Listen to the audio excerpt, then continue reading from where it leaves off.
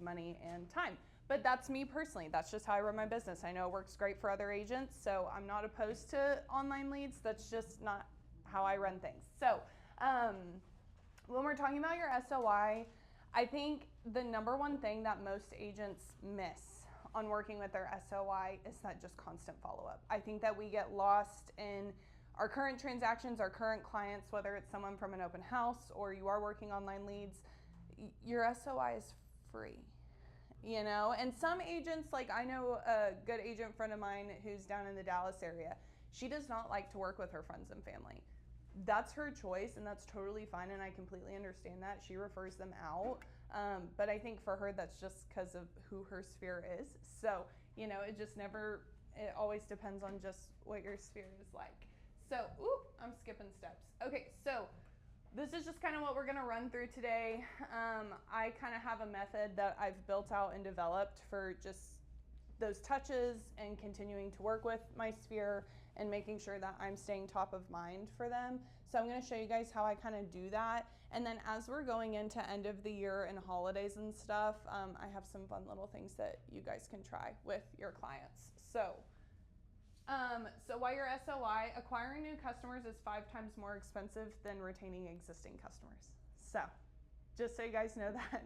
I mean, if you think about it, if you have a top 50 list, if you have 50 people that you know that will refer you business or be a client for you, if you think about those 50 people and then their sphere of influences and then beyond and beyond, you're 5 times more likely to retain them, and beyond that, you're not having to pay for those leads extensively. Whereas if you're working with an online lead, you're having to build that rapport, that trust. Even if it's an open house client, you're having to build that rapport and that trust, and you may do one transaction with them and they just do the same exact thing next time that they go to buy or sell, go to the listing agent's open house, talk to that agent, move on with them. So, and that can happen with people you know too. I'm not saying it can't, but it's just not as likely. You also have a 60 to 70% chance of closing a past client versus a 5 to 20% chance of closing a new client.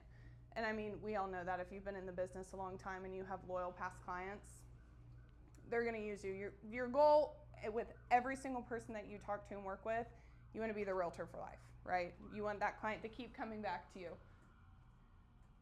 So your top 50, this is gonna break up into your friends, your family, and your past clients. Creating your top 50 list, be strategic with that.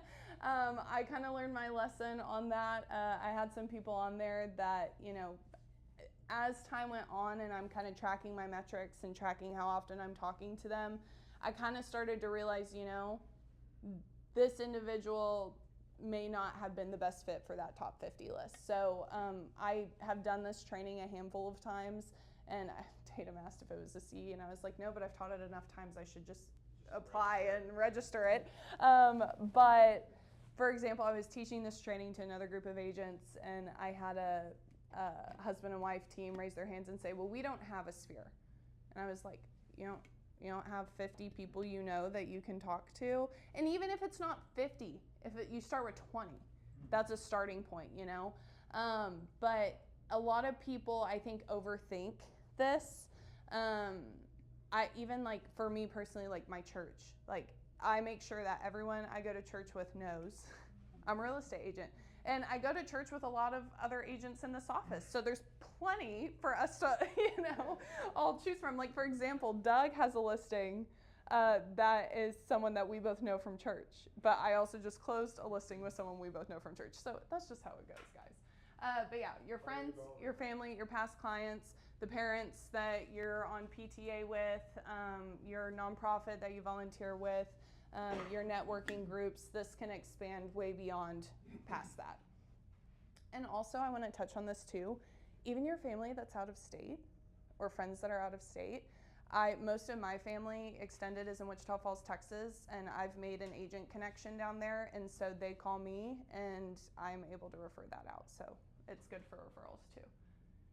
Okay, so the top 50 spreadsheet I want to show you guys that I've kind of built out and created. And this is not to say that this should replace Lofty. Lofty's great, and you should keep using it. But for me, it's kind of hard to track when you're having to go and search up a name and remember. So this just kind of organizes that top 50 list specifically just to make it easier to track those touches.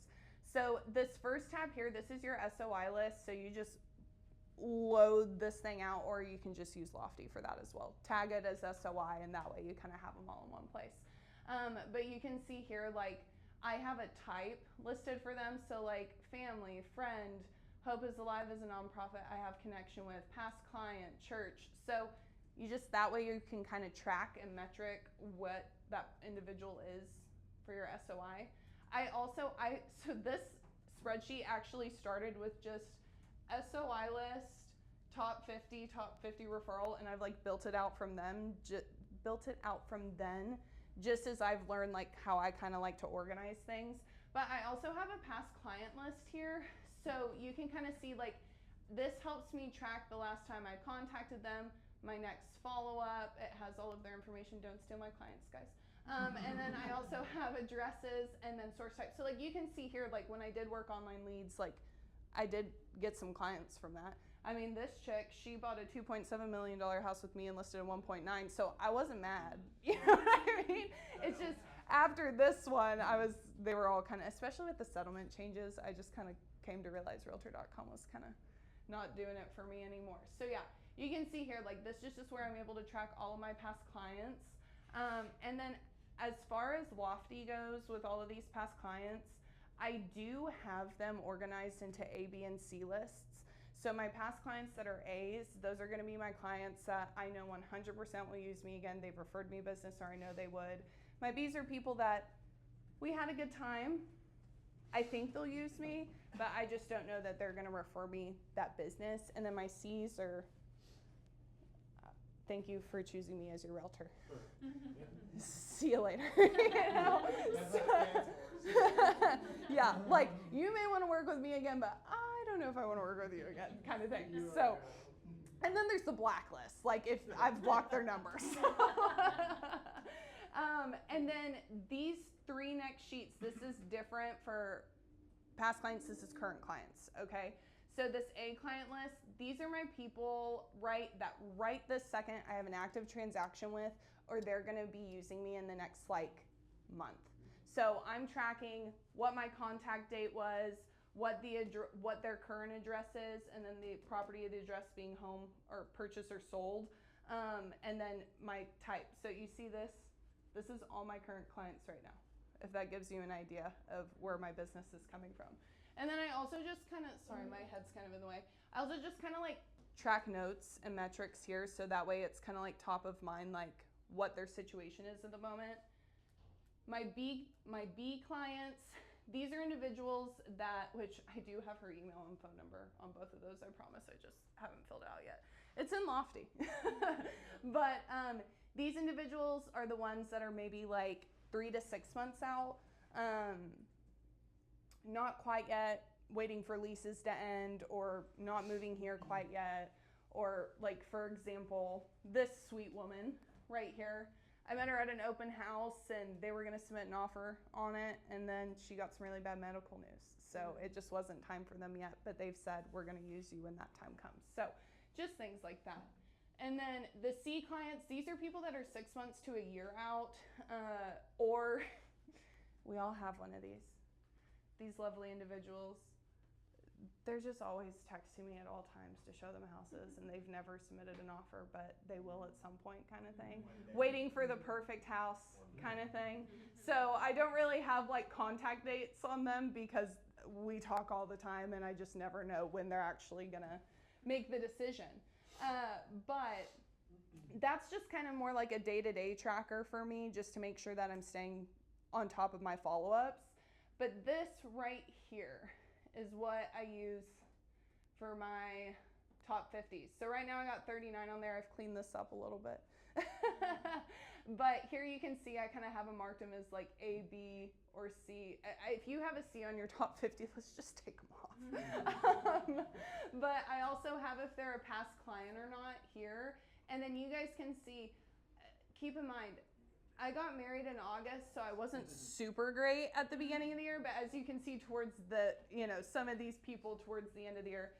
And then you can even see right here in October, I reached out to all of them to invite them to the client event, and some came. So, and I also track too, like who's attended events as well, just so that way, like they're pouring into my business, I can, just make sure I'm taking that extra step to pour into them. So when you're selecting, like for example, we'll just go with my parents right here, which, listen, my stepdad, he has a security business, and he's referred me like 5 clients. We got one under contract today. So that was the client that is elderly and doesn't know the digital signatures.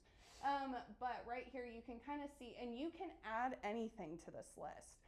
So if you're using like clusters or like campaigns on Lofty, like you can add that into this key. So that way it auto-populates for you. But you can like mark this as active transaction, client event, had a closing, called them, sent them an email. We went and ate together, popped by gifts, referral gifts, all of this kind of stuff. Was it their home anniversary? Was it a birthday?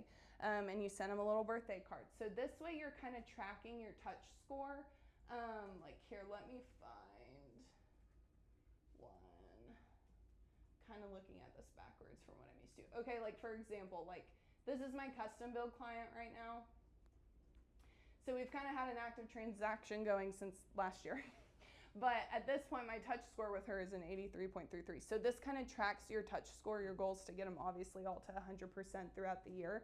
You want to do at least 1 touch a month, whatever that may be. If it's a text message just saying like, hey, happy 4th of July, you and your family have a great time, be safe. Or it's, hey, haven't talked to you, in a little bit, just wanted to check in and see. And I'm going to go into like kind of how you can do that where it's not salesy and weird.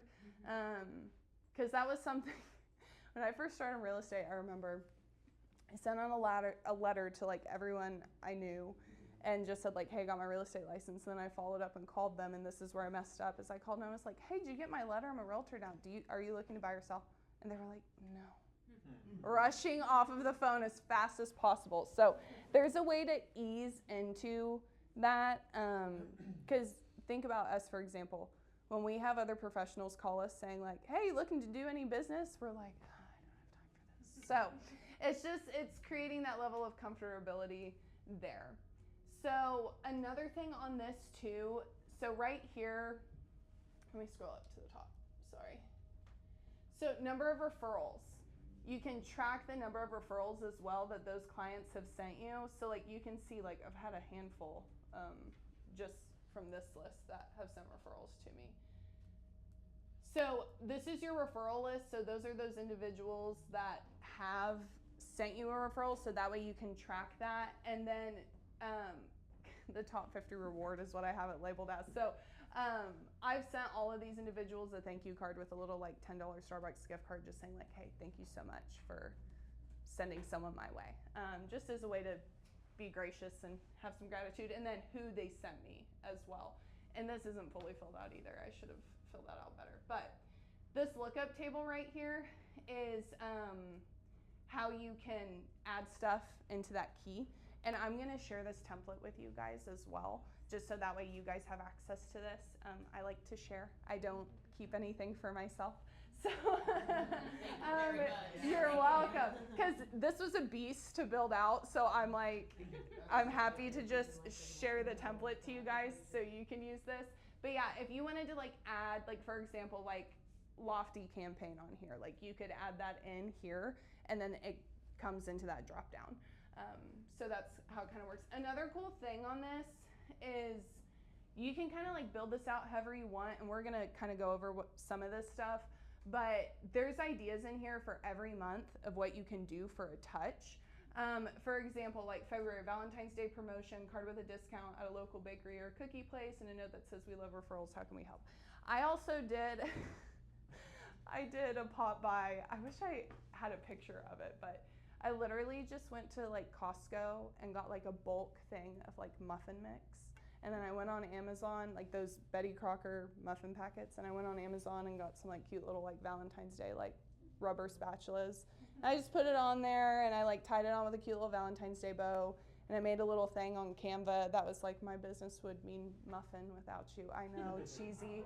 But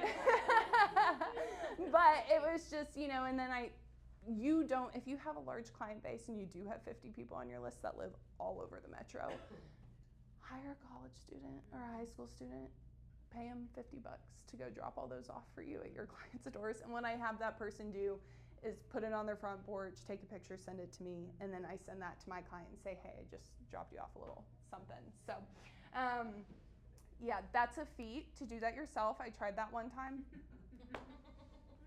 Yeah, it was a lot. So that's one idea. March, I have an example of what I did in March for St. Patty's Day. That was pretty fun.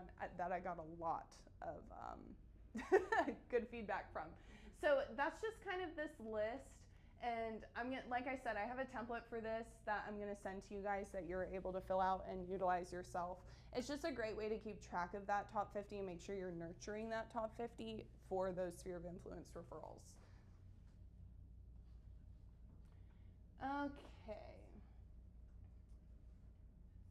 Next. Okay, so for the personal touches, this is like if you're gonna be calling anybody, Facebook message, whatever it may be, to communicate with those individuals. I use the Ford script. I'm sure has anybody not heard of the Ford script? Does everyone in here know it? Oh, that's so good. So yeah, family, occupation, recreation, and dreams. So when you're calling those people or texting them, don't just hit them with the like, hey, you looking to buy this summer? Interest rates are great. Or hey, I saw this Tabor home. I know you guys were thinking about it, and they're doing a 3.99 APR on this house. You know, like just don't hit them with that immediately. Reach out, say, hey, how are those kids? Yeah. Or like, for example, I had a set of first-time home buyers that about a year after they moved in, they had announced their pregnancy. And so I just, reached out, called her, congratulated her, and then I went on Etsy and found a cute little new mom gift basket and just had it shipped to their house. So those kind of things. And they were so gracious, and they posted it on their Instagram story and said best realtor ever, you know what I mean? So it's stuff like that. And there's ways to do those kind of things that aren't super duper expensive either. That you can support local business, you can go and get that stuff and put it together. And you got to think, if you spend, I don't know, $100 on pop buy gifts per client per year, and they use you, you immediately make that money back. So it's worth it. But yeah, Ford scripts. So talk about family, talk about work, talk about their pickleball group they're in, or talk about that job that they've been thinking about switching to, whatever it may be. Another thing too that I always tell people, because some people get intimidated by this and go, well, how do we end up talking about real estate? And I'm like, well, if the individual's polite and you're asking about their life, they're gonna go, how are you? How's real estate? They're gonna be the ones to initiate that conversation. So they may not, but 9 times out of 10 they do. And then this is just another way to focus on those touches. Oh, see, I haven't updated this from when I was at my last brokerage. Sorry about that, guys. Don't look at that. But I have been using Lofty for newsletters, so that's really great. So just do that in Lofty, not in not in there. My voicemail still has my old brokerage. Oh my God.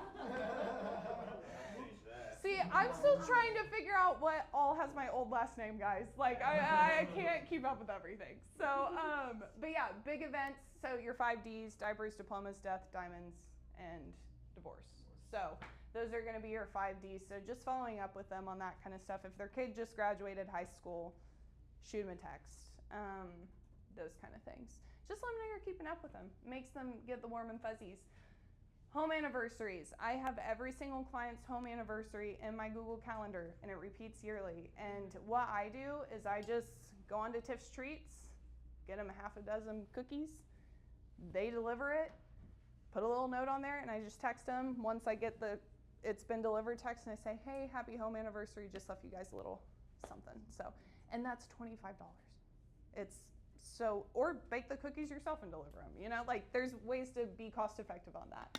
Newsletters, I also do quarterly newsletters to my sphere that just kind of update them on the real estate market, or typically I have something that's seasonal.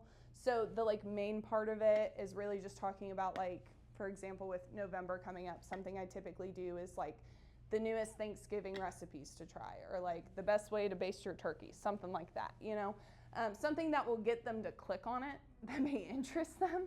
Because if they open it and they see real estate market stats, maybe 2 or 3 of my past clients would actually be interested in that. The rest are going to be like, ooh, how to baste a turkey, or how to cook a turkey in an Instapot. I don't know.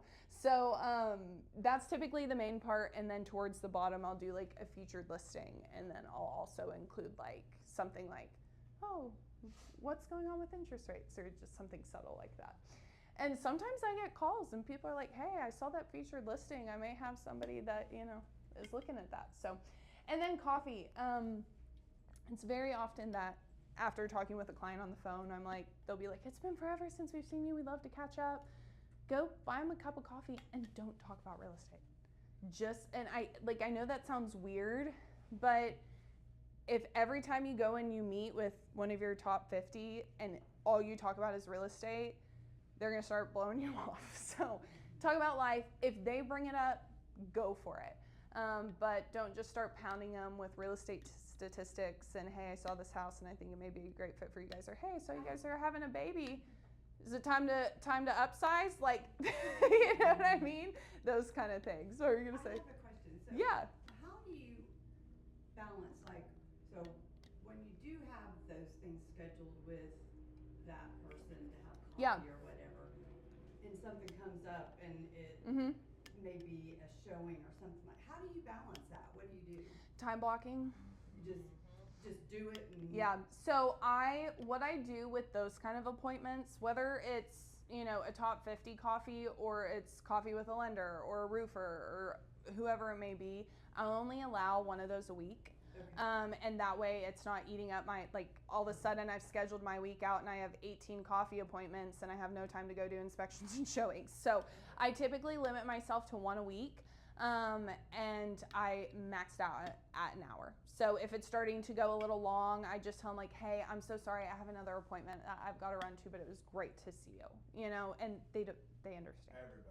Everybody gets it, especially those lenders and roofers. But if it is top 50, a lot of the times too, it lands on a weekend, just because of their work schedules or an evening, like we'll go grab a taco at Fuzzy's or, you know, whatever it may be. So, or they have an event for their business or something like that. Yep. And I just go pop into that. So it's just finding that time, and just making sure that it's not eating all of your time, because we want to be doing money-making activities, right? So this isn't super priority, but creating some level of space for it.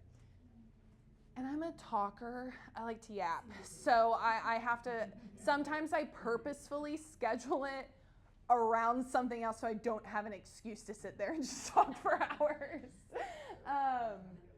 And then pop-by referral gifts. So some of the things that I've mentioned, like the home anniversary cookies or the muffins on Valentine's Day.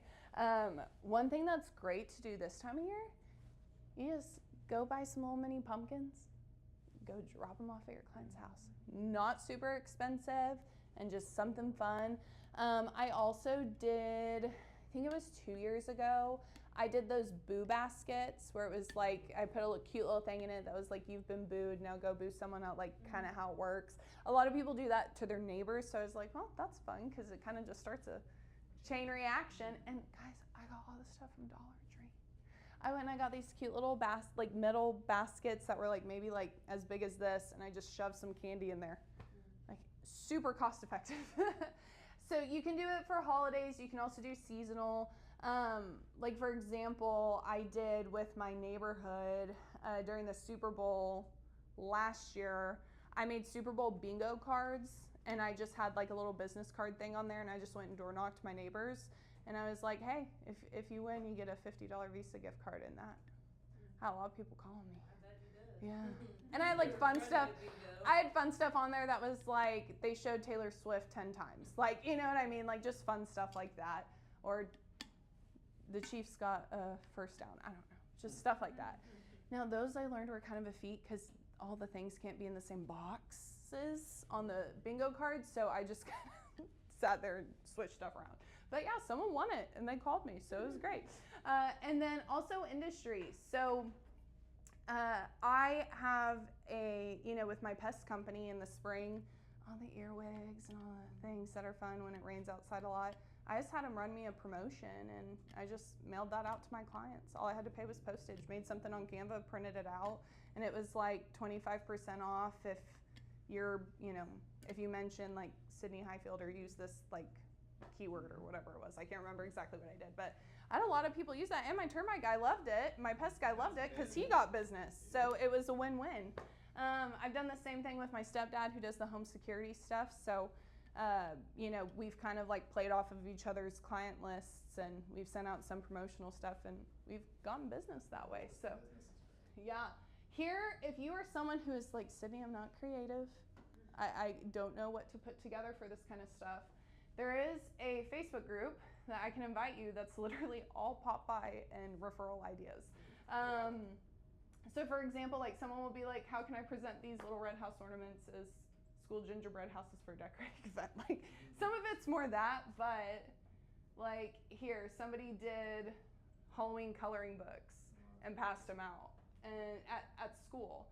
And let's see here, yeah, look at how cute these are for teacher gifts. I mean, easy stuff. You don't necessarily have to be crafty, but just know what to do. Like even postcards, like mail outs, there's some ideas and templates on here for that too. So yeah, like see, Santa's new number, just kidding, that's my number. Santa doesn't deliver dream homes for Christmas, but I do. You know what I mean? Just like fun little postcards you can do for farming and stuff like that. And yeah, look, can you send me the template? And they'll just, like, people love to share in this group, so it's great.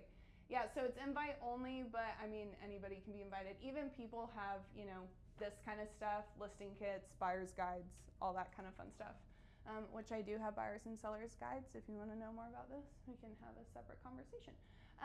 But yeah, so just a really great Facebook group. If you guys want to be invited to it, just shoot me a message on Facebook, and I'll just send you the invitation link. And then this is what I did in, let me click on the link. Here we go. Maybe. That's not what I wanted. Hold, please. I think you have to be on the... Mother trucker. There you go. All right. Where's my link? I made it a link. There is a link. Well, that's dumb. Yeah, there's no link. Okay. Pause. I'll show you. If I can type.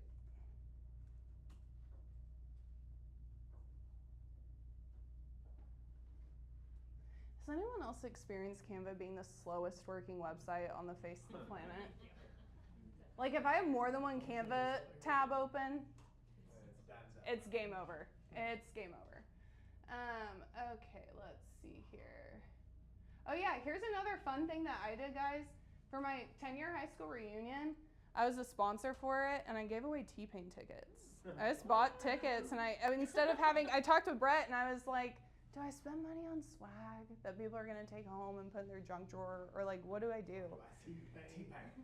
The answer was obvious. T-Pain tickets. Did they have to put a drawing in? They give you your So I can show you what I did, QR. which was super cool. Yeah, so it was a QR code to a Google form, and as you guys can see, there's a lot of wedding stuff on here. And then I had that Google form convert to an Excel sheet. So here's where, like, I asked their name, phone number, email, and then I just kind of had a set of questions, like, have you ever thought of buying a home? Yes, but I'm not ready to settle down. I'm already a proud homeowner. Yes, just don't know how to get started. Do you have the desire to purchase a home in the next year? And then, would you be open to sitting down and having a conversation? See that? That's 15 leads. Only the ones that say yes make the cut. Yeah. Right. I didn't want to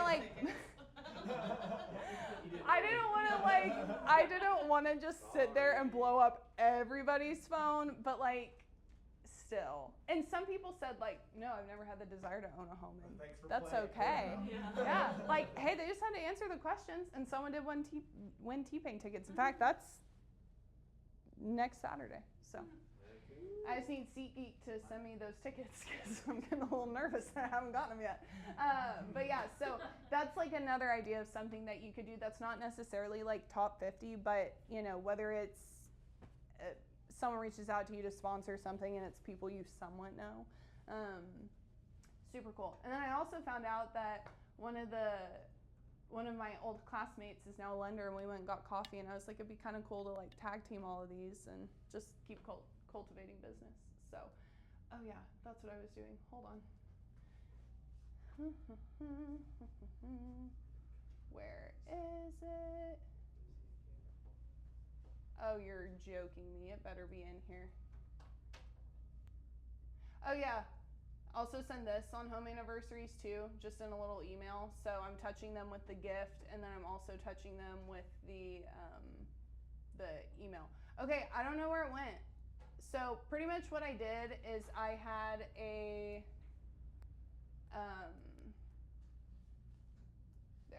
I just mailed out a card during St. Patrick's Day, and it was like, I've struck gold with clients like you, and it had a lottery ticket in it. Don't tell the government I mailed lottery tickets. I know it's illegal. But I just, I just like went and bought like $1 scratchers, and I just threw those in a, don't, Brett, edit that part out. But I'm like, am I gonna go to jail for sending scratch offs? Probably not. So, and it was actually a huge discussion in that Facebook group because a bunch of agents were wanting to do it, and then you had those people that were like, no, that's illegal, and other people were like, I've done that for the past 10 years and I haven't gotten in trouble once. So, but yeah, that's super easy. You just make the cards on Canva. Canva will print all those cards for you for $5-10, and then you just go to OnCue to the scratch off vending machine and get your scratch offs. So, and clients love that, y'all. I have people text me and go, I just won $20, thanks. So, you know, super easy. Cinnamon ram. Yeah. Yeah. Jail time. Yeah, right. There you go. There you go. So, also SOI events, they don't have to be complicated or expensive. Your broker lets you use the fall festival as a client event.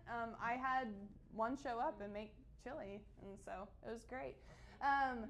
But when I'm on top of my stuff, I typically do 2 a year, and sometimes that's just 2, like finding an event that's already being done and saying like, hey, we're gonna do like a whole hangout, like come, like for example, Mira Gardens in the spring has the Tulip Festival. Yeah. I just sent out an invite saying like, hey, I'm gonna be here on the lawn if you wanna come hang, like come hang out. Some stuff that I've done in the past too is obviously Christmas events are huge. What I have run into with Christmas events though is people have their church small group Christmas event, and then their work Christmas event, and then their family's Christmas events, and all the things. So you being their realtor kind of is the bottom of the totem pole, so you'll kind of be the first for them to be like, we're okay. So fall is a great time to do something like that. I've also done stuff with Wings in Edmond. If you guys aren't familiar with Wings, they're amazing. They have a little pumpkin patch fall festival. It's a program for adults with, oh my gosh. Short-term memory loss? It's a program for adults that are handicapped, so like individuals with like Down syndrome, autism, things like that. So they do all of the funds from that go towards their program, and you can buy some of their art, and they're working the event, and so it's fun to volunteer for. So sometimes I just try to get like a big group of volunteers together to go do something like that too. I've also done like a lakeside luau in the summer. Just don't do it in June. It monsooned. It was at the time my lender was giving away a grill and they were making food on it, and then it just started downpouring. So just be aware if you do it outdoors. I also know some agents, like I know Bree Green does like a huge block party too, so you can do it for your neighborhood, whatever it may be. Come up with something, utilize something else, and just invite people out. And then secure event sponsors, guys, your partners want to be a part of that stuff. For these events, I've never paid money out of my own pocket, just because my lenders, my home inspectors, all of my title companies, they all want to give into that. Yeah, and then just blast your sphere when you do these events. Don't just text them one time, text them a handful of times, create some sort of RSVPs, so like call to action of some sort, just so that way that they know you can know if they're gonna be there. And then, let's see here. I think this is is that my last slide? Yeah, it sure is. I'll give us a little rundown. Does anybody have any questions about any of that? I want to give you some feedback. That's awesome. Yeah, that was great. That was great. Great. I love that. And again, like, I want you guys to be able to utilize this too, because it's been a game changer for me. All of my business is my sphere, and I really like that just because it's people that have a level of trust or rapport with me. And as you build that out too, whether somebody's used you as their realtor or not, but they know that you're a real estate agent. Like, for example, my mom's old manager, she's in pharmaceutical sales. So her old sales manager at her last company she worked at randomly texted me and was like, hey, my hairdresser said that she was wanting to buy a house. I gave her your info. And I'm like, thanks, Craig. Like, you know, so now he's on the top 50 list because, you know, Craig's referring me business. And so it doesn't matter who they are. It doesn't have to be your closest people. Sometimes it's just someone random. Like, I've had people message me on Facebook and say, hey, I sent you somebody. And I'm like, thank you. You know, so it happens a lot. And also this same method also works for, like, if you're farming a neighborhood or your own neighborhood, things like that. You can use a lot of this stuff for those same things. So it doesn't just have to be pop-by gifts for your top 50, but it can also be for farming as well, for postcards, things like that. So, yeah. Any other questions? Pretty simple stuff. It's just applying it. So. Being patient with when you're new, you know, it's a garden that you got to grow. And, Absolutely. And from someone that specializes in online leads, I'm going to tell you, those are great for starting your business and getting going, but that is a ticket to financial freedom. If Yeah. you do not work your sphere of influence, you will always feel like an employee in the grind. Right. This is the bread and butter of real estate. It really is. Yeah. Like, and online leads are great getting started. Open house leads are great for getting started, and they, you know, are great things to keep doing throughout your business. But the more you build this out and the more people know you, the better. I've even had some agents be like, Sydney, I'm an introvert and I'm socially awkward. And I'm like, that's okay. So your top 50 also needs to be other awkward introverts. You know what I mean? Yeah. I would challenge y'all to choose 12 because I was like a self-defeatist, right? So Yeah. when I was going through this, the response was, well, then choose 12. Surely there's 12 people that won't tell you to jump off a cliff. Yeah. And don't get me wrong, there's people that I thought, like, when I called them would be super excited to talk to me, and You find out who your spirit they is. were ready to get off the phone. So you kind of come to learn. Like me, I just have to find other yappers and then I'm good, you know? So it's a great resource. And also, I want to encourage you guys too, like, if you are kind of starting out, I was told this, and this is how I was kind of trained up, like, say yes to everything when you're new. That baby shower, that graduation party, that friend's barbecue, that lady who's in the pyramid scheme and wants you to sign up to sell Mary Kay.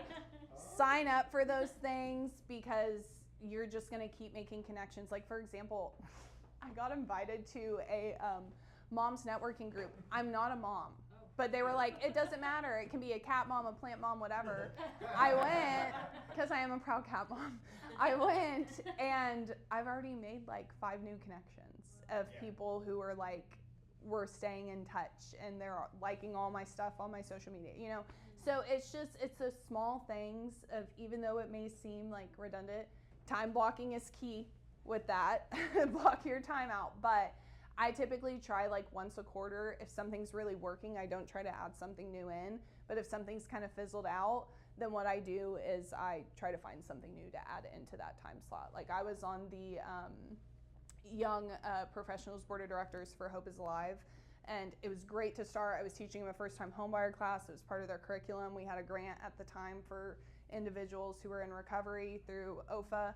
OFA sucks, and they got rid of it. But I closed 5 deals from that. But then I was kind of growing out of that phase, so then I just started adding in like networking groups and things like that. So, yeah. I love that. Say yes to everything. Yeah, say yes to everything.